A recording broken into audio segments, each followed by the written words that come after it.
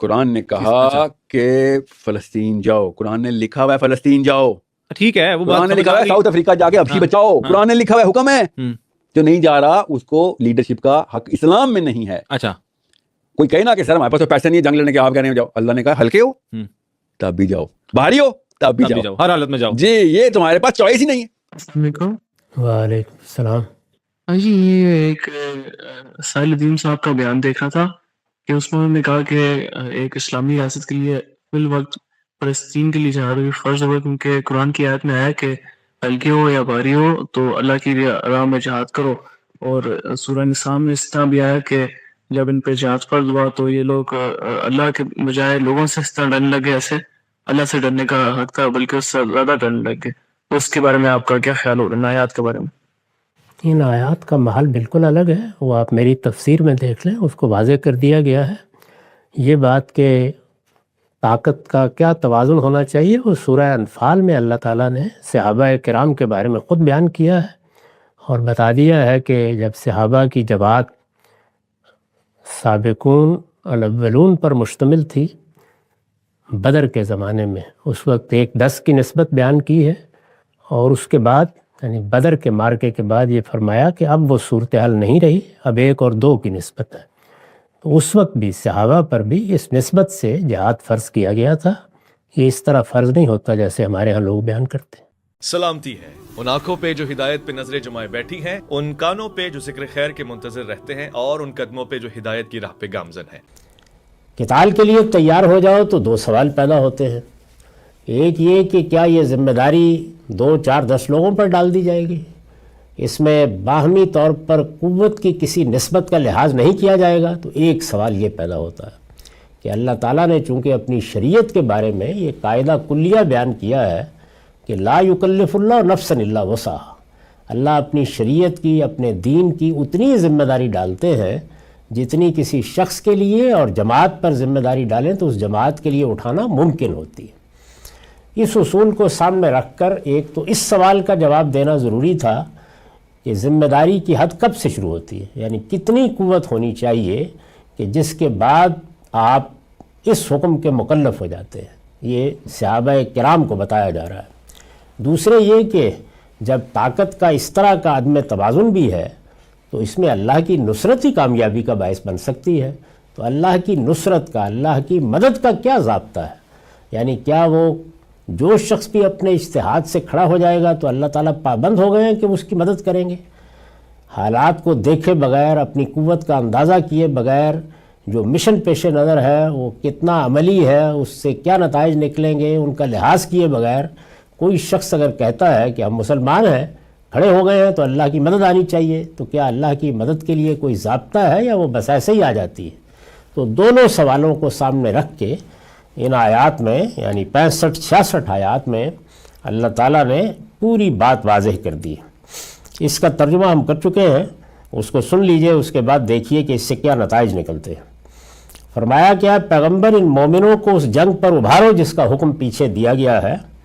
اگر تمہارے لوگوں میں 20 آدمی ثابت قدم ہوں گے تو 200 پر غالب آئیں گے، اور اگر تمہارے 100 ہوں گے تو 1000 منکروں پر بھاری رہیں گے، اس لیے کہ یہ ایسے لوگ ہیں جو بصیرت نہیں رکھتے. اس کے بعد فرمایا کہ ضابطہ تو یہی ہے، قاعدہ یہی ہے، اس سے کم کی نسبت پر اللہ تعالیٰ ذمہ داری نہیں ڈالتے، اور اس سے کم پر نصرت کا وعدہ بھی نہیں ہے. لیکن اس وقت کیا یہ صورتحال ہے کہ اس کے لحاظ سے ہی معاملہ کیا جائے؟ تو فرمایا کہ اس وقت البتہ اللہ نے تمہارا بوجھ ہلکا کر دیا. اس وقت یعنی جنگ بدر کے بعد، اس وقت البتہ اللہ نے تمہارا بوجھ ہلکا کر دیا ہے، اس لیے کہ اس نے جان لیا کہ تم میں کچھ کمزوری ہے، یعنی پوری جماعت کے اندر کمزوری پیدا ہو گئی ہے. تو اس وجہ سے اللہ نے بوجھ بھی ہلکا کر دیا ہے، ذمہ داری کی حد بھی کم کر دی ہے.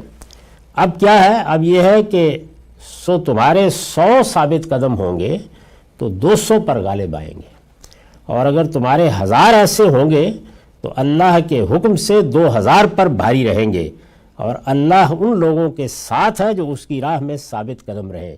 تو یہ جو آیت کی ابتدا میں فرمایا کہ اس وقت البتہ اللہ نے تمہارا بوجھ ہلکا کر دیا ہے، تو اس سے معلوم ہوا کہ یہاں ذمہ داری کی حد بھی بیان ہو رہی ہے، اور جو یہ آخر میں فرمایا کہ اللہ ان لوگوں کے ساتھ ہے جو اس کی راہ میں ثابت قدم رہے، تو بتا دیا کہ نصرت یا مدد کا قاعدہ اور اصول کیا ہے، دونوں چیزیں واضح کر دی۔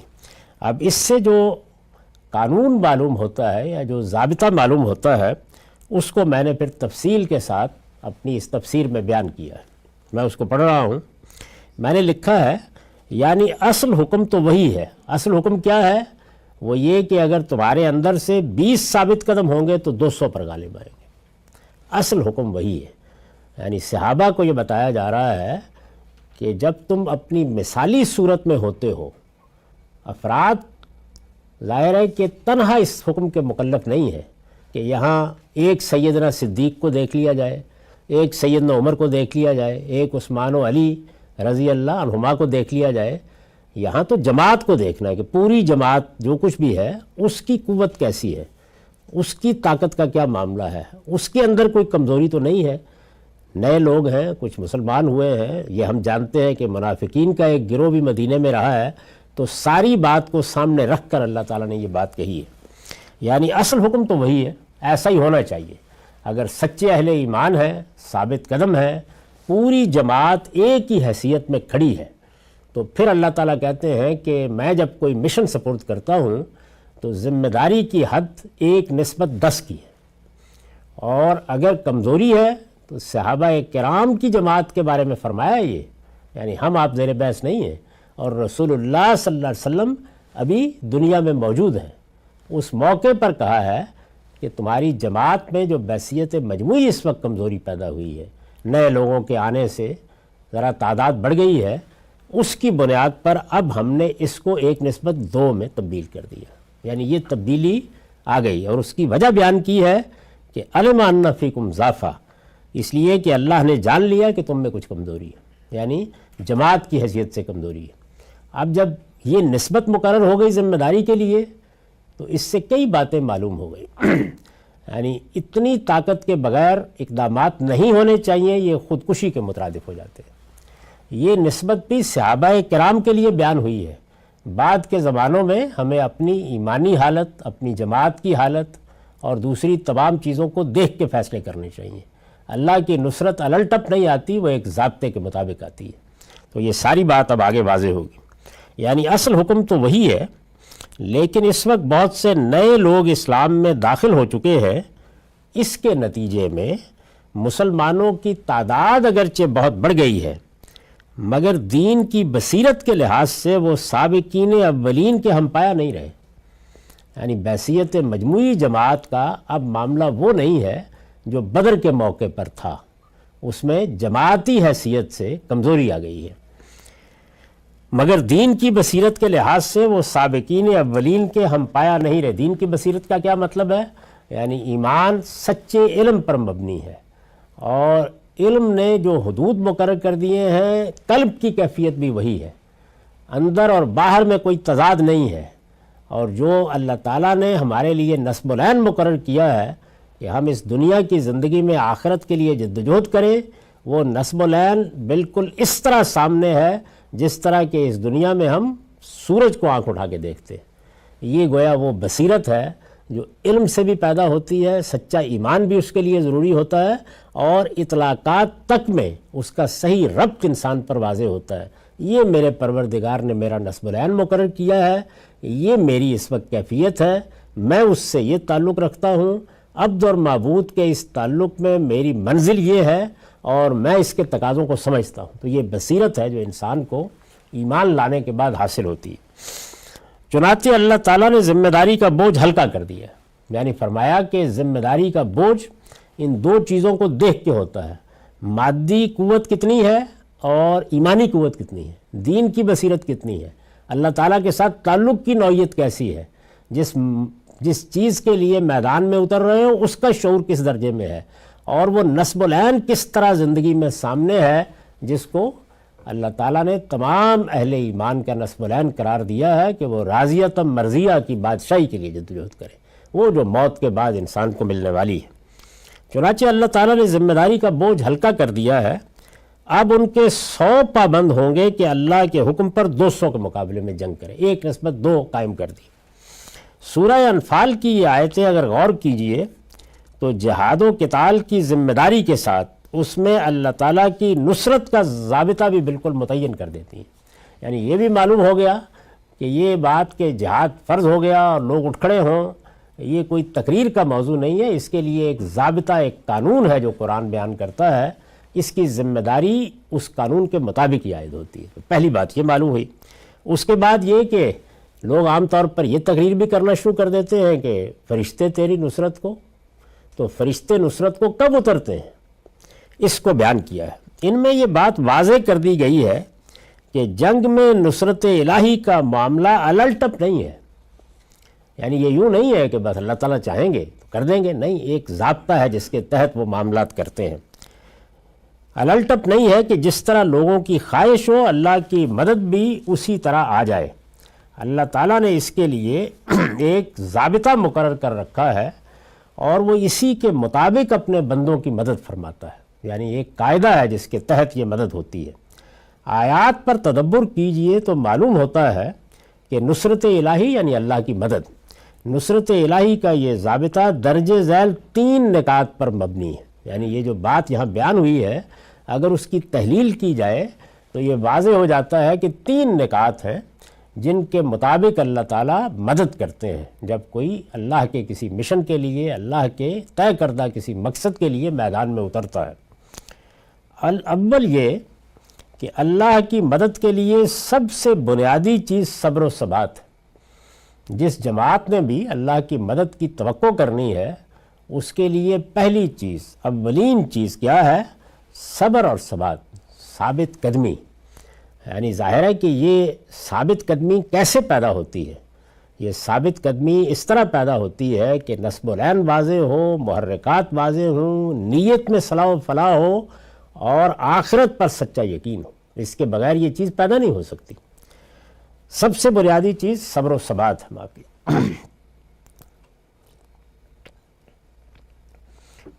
مسلمانوں کی کسی جماعت کو اس کا استحقاق، کس کا استحقاق؟ یعنی اللہ کی مدد کا استحقاق.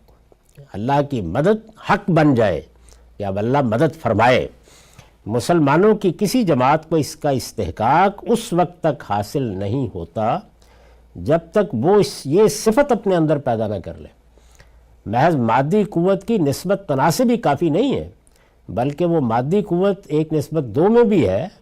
تو کیا وہ صابرہ جماعت ہے؟ یعنی صبر و ثبات کے ساتھ، اور جیسے کہ میں نے اس کی تشریح کی، وہ ثابت قدم ہے. اس سے محروم کوئی جماعت، یعنی کس سے محروم؟ صبر و ثبات سے. اس سے محروم کوئی جماعت اگر میدان جہاد میں اترتی ہے تو اللہ تعالیٰ کی طرف سے اسے کسی مدد کی توقع نہیں کرنی چاہیے. صابرون اور صابرت ان کی صفات سے ان آیتوں میں یہی بات واضح کی گئی ہے. یعنی بار بار یہ نہیں کہا گیا کہ 200 لوگ ہوں، یہ نہیں کہا گیا کہ 10 لوگ ہوں، یہ کہا گیا 10 لوگ ہوں جو صابرون ہوں، ایسی جماعت ہو جو صابرہ ہو. واللہ مع الصابرین کے الفاظ بھی آیات کے آخر میں اسی حقیقت پر دلالت کرتے ہیں، اور آخر میں بھی بتا دیا ہے کہ اللہ کی مدد کا استحقاق کن کو حاصل ہے؟ صابرین کو حاصل ہے. یعنی صبر و ثبات یہ لازمی شرط ہے، یہ نہیں ہے. اور یہ جماعت بحیثیت مجموعی کیسی ہے اس کے لحاظ سے اللہ فیصلہ کرتے ہیں. ہو سکتا ہے کہ اس میں 10 لوگ 20 لوگ غیر معمولی ہوں، مجموعی حیثیت کیسی ہے. دوم یہ کہ جنگ میں اترنے کے لیے مادی قوت کا حصول ناگزیر ہے. یعنی یہ اس طرح نہیں ہے کہ آپ ماضی کی کوئی مثال دیں اور یہ کہیں کہ اللہ نے تو 300 لوگوں کو بھی اپنی مدد سے نوازا اور وہ کامیاب ہوئے، اور یہ دیکھیں ہی نہیں کہ مقابل میں کیا تھا. یعنی مقابل میں بھی اسی اسلحے کے ساتھ اور کم و بیش انہی وسائل کے ساتھ، تھوڑے بہت فرق کے ساتھ 1000 سے زیادہ لوگ نہیں تھے. تو نسبت تناسب اگرچہ 1 اور 10 کیا تھا، لیکن عملاً جو صورتحال تھی وہ یہ تھی. آپ کہہ سکتے ہیں کہ اسلحے اور وسائل کے لحاظ سے یہ کمی موجود تھی، لیکن بہرحال تعداد میں کوئی غیر معمولی فرق نہیں تھا. وہ صورت نہیں تھی کہ نہ آپ کا اسلحہ اپنا، نہ آپ کے اسباب اپنے، نہ آپ کی قوت اپنی، اور مقابلے کی نوعیت بھی کیا ہے کہ 10 اور لاکھ کا فرق ہے. میں مثال دے رہا ہوں. دوم یہ کہ جنگ میں اترنے کے لیے مادی قوت کا حصول ناگزیر ہے. اس میں تو شبہ نہیں کہ جو کچھ ہوتا ہے اللہ کے حکم سے ہوتا ہے، اور آدمی کا اصل بھروسہ اللہ پروردگار عالم ہی پر ہونا چاہیے۔ لیکن اس کے ساتھ یہ بھی حقیقت ہے کہ اللہ تعالیٰ نے یہ دنیا عالم اسباب کے طور پر بنائی ہے، یعنی یہ دنیا کا ضابطہ یہی ہے۔ دنیا کی یہ اسکیم، یہ اللہ کی بنائی ہوئی اسکیم ہے کہ یہاں اسباب کے اندر سے اللہ تعالیٰ معاملات کرتے ہیں۔ دنیا کی یہ اسکیم تقاضا کرتی ہے کہ نیکی اور خیر کے لیے بھی کوئی اقدام اگر پیش نظر ہے تو اس کے لیے ضروری وسائل ہر حال میں فراہم کیے جائیں۔ یہ اللہ کا بنایا ہوا ضابطہ ہے، قانون ہے، اس کی اسکیم یہی ہے۔ یہاں پر مدد آنی ہے، شفا ملنی ہے، حالات میں تبدیلی آنی ہے، تو جو اسباب اللہ تعالیٰ نے اور جس طریقے سے مقرر کر دیے ہیں وہ پورے کرنے ہوں گے، یہی قانون ہے۔ یہ اسباب و وسائل کیا ہونے چاہیے؟ دشمن کی قوت سے ان کی ایک نسبت اللہ تعالیٰ نے انفال کی ان آیتوں میں قائم کر دی ہے۔ ایک نسبت قائم کر کے دکھائی ہے وہاں کہ یہ صحابہ کرام کی جماعت ہے، یہ اللہ کا پیغمبر ان کے اندر موجود ہے، جس مقصد کے لیے ان کو قتال کا حکم دیا جا رہا ہے وہ اللہ کا طے کردہ ہے۔ اس کی اسکیم کیا ہوگی، کہاں سے ابتدا کی جائے گی، معاملہ کہاں تک پہنچے گا، یہ سب بھی اللہ نے طے کر دیا ہے۔ اور یہ جب سب کچھ طے ہے تو اس کے بعد بھی اللہ تعالیٰ کہتے ہیں کہ یہ نسبت ہوگی تو میں ذمہ داری ڈالوں گا، اور یہ نسبت ہوگی تو میری مدد آئے گی۔ یہ اگر حاصل نہ ہو، یعنی صورتحال ایسی ہو جائے کہ جہاد اور قتال کے مواقع تو پیدا ہو جائیں، مثلا اب قیامت تک کے لیے اگر کہیں ظلم ہوتا ہے، عدوان ہوتا ہے، کوئی فساد برپا ہو جاتا ہے تو جہاد کیا جائے گا، تو جہاد کا موقع تو پیدا ہو گیا، لیکن یہ صورتحال نہیں ہے۔ جن لوگوں کو لے کر یہ کام کرنا ہے وہ بھیڑ ہے، ان میں صبر و ثبات نہیں ہے، وہ صفات نہیں ہے، اور مادی قوت اس میں کوئی نسبت تناسبی نہیں بن رہا۔ تو اگر یہ حاصل نہ ہو تو مسلمانوں کو اس کے حصول کی کوشش کرنی چاہیے، یعنی پھر میدان میں نہیں اترا جائے گا، بلکہ وہ چیز قوم میں پیدا کرنے کی صحیح کی جائے گی، وہ وسائل مہیا کرنے کی کوشش کی جائے گی۔ جہاد کے شوق میں یا جذبات سے مغلوب ہو کر اس سے پہلے اگر وہ کوئی اقدام کرتے ہیں تو اس کی ذمہ داری انہی پر ہے۔ اللہ تعالیٰ کی طرف سے اس صورت میں ان کے لیے کسی مدد کا ہرگز کوئی وعدہ نہیں۔ یہ دوسری بات جو ان آیتوں میں بیان کی گئی ہے۔ سوم یہ کہ مادی قوت کی کمی کو جو چیز پورا کرتی ہے وہ ایمان کی قوت ہے۔ یعنی یہ کیوں ہے ایسے کہ چلیے 1:2 صحیح، 1:10 صحیح، وہ چیز میسر ہو گئی تو یہ کمی کیسے پوری ہوتی ہے؟ کیونکہ دنیا میں جو اسباب کا عالم ہے اس میں تو کمی نہیں ہونی چاہیے، اس کو کیا چیز پورا کرتی ہے؟ وہ بتایا کہ سوم یہ کہ مادی قوت کی کمی کو جو چیز پورا کرتی ہے وہ ایمان کی قوت ہے۔ یعنی ایمان کی قوت کے ساتھ عالم اسباب میں مادی قوت کی نسبت تناسب کیا ہوگی وہ تو بیان کر دی، لیکن پھر بھی کمی تو رہی نا۔ وہ کمی کس سے پوری ہوگی؟ وہ ایمان کی قوت سے۔ علم ان فیکم ضعفا اور بانہم قوم لا یفقہون میں یہی بات بیان ہوئی ہے۔ اوپر جو آیت میں الفاظ آئے ہیں یا اب اس کی وضاحت کی ہے کہ وہاں اس کو بیان کیا اللہ تعالیٰ نے۔ ضعف کا لفظ عربی زبان میں صرف جسمانی اور مادی کمزوری کے لیے نہیں آتا، یہ وہی لفظ ہے جو ہمارے ہاں اردو میں ضعف کے تلفظ کے ساتھ مستعمل ہے، عربی میں بھی یہ دونوں تلفظ ہیں۔ ضعف کا لفظ عربی زبان میں صرف جسمانی اور مادی کمزوری کے لیے نہیں آتا، بلکہ ایمان و حوصلہ اور بصیرت و معرفت کی کمزوری کے لیے بھی آتا ہے۔ ہم بھی بولتے ہیں کہ فلاں آدمی میں اخلاقی کمزوری ہے، تو ظاہر ہے کہ وہاں مادی کمزوری تو مقصود نہیں ہوتی۔ اسی طرح لا یفقہون کے معنی بھی یہاں اس کے مقابلے میں ایمانی بصیرت سے محرومی کے ہیں، یعنی فقہ کا لفظ جو استعمال کیا ہے اس سے بھی مقصود یہ ہے کہ دین کی سمجھ، دین کا فہم، دین کا صحیح ادراک، دین کا صحیح شعور وہ نہیں ہے۔ اسی طرح لا یفقہون کے معنی بھی یہاں اس کے مقابلے میں ایمانی بصیرت سے محرومی کے ہیں۔ چنانچہ فرمایا ہے کہ منکرین حق چونکہ اس بصیرت سے محروم ہے اور اللہ تعالیٰ نے تمہیں اس معرفت سے خوب نوازا ہے اس لیے تم اگر 1000 کے مقابلے میں 100 بھی ہوگے تو اللہ کی نصرت سے تمہیں ان پر غلبہ حاصل ہو جائے گا۔ تاہم اس بصیرت میں کمی ہوئی تو یہ نسبت کی اس کے ساتھ ہی تبدیل ہو جائے گی۔ یعنی یہ بتا دیا کہ یہ کوئی ریاضی کا ضابطہ نہیں ہے، بلکہ یہ ضابطہ چند اصولوں پر مبنی ہے۔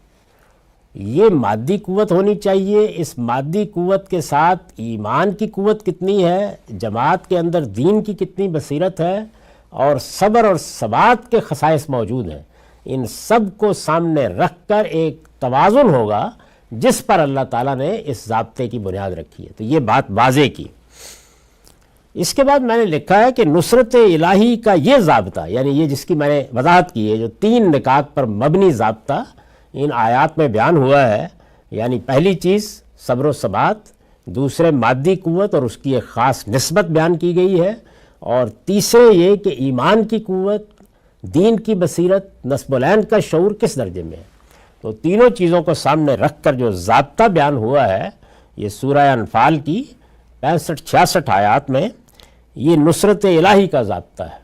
تو نصرت الہی کا یعنی اللہ کی مدد کا یہ ضابطہ قدسیوں کی اس جماعت کے لیے بیان ہوا ہے جو رسول اللہ صلی اللہ علیہ وسلم کی معیت میں اور براہ راست اللہ کے حکم سے میدان جہاد میں اتری۔ یعنی یہ ضابطہ میرے آپ کے لیے نہیں بیان ہوا، بلکہ اس جماعت کے لیے بیان ہوا ہے جس کے بارے میں اللہ تعالیٰ یہ شہادت دیتے ہیں کہ کنتم خیر امتن، وہ بہترین گروہ تھا اس زمین کے اوپر، وہ صحابہ کرام کا گروہ تھا۔ ان کا انتخاب اللہ تعالیٰ نے اپنی آخری دعوت اور دین کی آخری ہدایت کے لیے کیا، اور وہ رسالت مآب صلی اللہ علیہ وسلم کی موجودگی میں، رسالت مآب صلی اللہ علیہ وسلم کی براہ راست قیادت میں میدان میں کھڑے تھے۔ تو یہ ضابطہ ان کے لیے بیان ہوا ہے۔ نصرت الہی کا یہ ضابطہ قدسیوں کی اس جماعت کے لیے بیان ہوا ہے جو رسول اللہ صلی اللہ علیہ وسلم کی معیت میں اور براہ راست اللہ کے حکم سے میدان جہاد میں اتری۔ بعد کے زمانوں میں اندازہ کیا جا سکتا ہے کہ مسلمانوں کی ایمانی حالت کے پیش نظر یہ نسبت کس حد تک کم یا زیادہ ہو سکتی ہے۔ یعنی یہ ضابطہ رہنمائی کرے گا کہ اگر مسلمان بعد کے زمانوں میں بھی رسالت مآب صلی اللہ علیہ وسلم سے دنیا سے رخصت ہو جانے کے بعد بھی کسی وقت یہ ذمہ داری اٹھائیں تو کس طرح اٹھائیں، اور اگر اللہ تعالیٰ کی مدد اور اس کی نصرت کی توقع رکھیں تو کس قاعدے پر یہ توقع رکھیں۔ تو اس سے یہ بات واضح ہوئی کہ یہ کوئی الٹپ چیز نہیں ہے، بلکہ ایک طے شدہ قاعدہ اور ضابطہ ہے۔ اس کے تمام پہلوؤں کی میں نے وضاحت کر دی۔ اب آخر میں ایک مرتبہ پھر آیات کا ترجمہ سن لیجئے جس میں یہ پورا ضابطہ بیان ہوا ہے۔ اے پیغمبر، ان مومنوں کو اس جنگ پر ابھارو، یا ایھا النبی حرض المومنین علی القتال، اے پیغمبر ان مومنوں کو اس جنگ پر ابھارو جس کا حکم پیچھے دیا گیا ہے۔ اگر تمہارے لوگوں میں 20 آدمی ثابت قدم ہوں گے تو 200 پر غالب آئیں گے، اور اگر تمہارے 100 ہوں گے تو 1000 منکروں پر بھاری رہیں گے، اس لیے کہ یہ ایسے لوگ ہیں جو بصیرت نہیں رکھتے۔ اس وقت البتہ اللہ نے تمہارا بوجھ ہلکا کر دیا ہے، اس لیے کہ اس نے جان لیا کہ تم میں کچھ کمزوری ہے، سو تمہارے 100 ثابت قدم ہوں گے تو 200 پر غالب آئیں گے، اور اگر تمہارے 1000 ایسے ہوں گے تو اللہ کے حکم سے 2000 پر بھاری رہیں گے، اور اللہ ان لوگوں کے ساتھ ہے جو اس کی راہ میں ثابت قدم رہے۔ اقول قولی ھذا واستغفر اللہ لی ولکم ولسائر المسلمین۔